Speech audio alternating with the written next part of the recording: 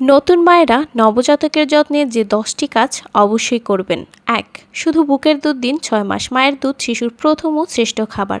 পরিষ্কার পরিচ্ছন্নভাবে গোসল করান। নরম হাতে হালকা উষ্ণ পানি ব্যবহার করুন।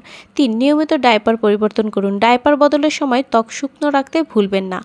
পর্যাপ্ত ঘুম নিশ্চিত করুন। শিশু যেন দিনে ১৪ থেকে ১৭ ঘন্টা ঘুমাতে পারে।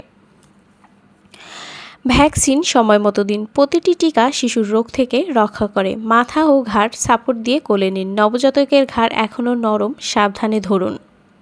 হাত ধুয়ে শিশুকে ধরুন। পরিষ্কার হাত মানেই সংক্রমণ থেকে নিরাপদ শিশু। হালকা রোদে বসান কিছুক্ষণ। সকাল ৮টার আগে ভিটামিন ডি হাড়ের গঠনে সাহায্য করে।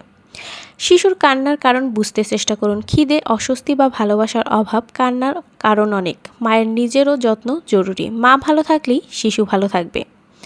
মায়েরা, আপনি পৃথিবীর সবচেয়ে সুন্দর দায়িত্বে আছেন, তাই একটু সচেতনতা ও ভালোবাসা শিশুর সুস্থ ভবিষ্যৎ করবে। আপনার নবজাতকের বয়স কত? অবশ্যই কমেন্ট করে জানাবেন।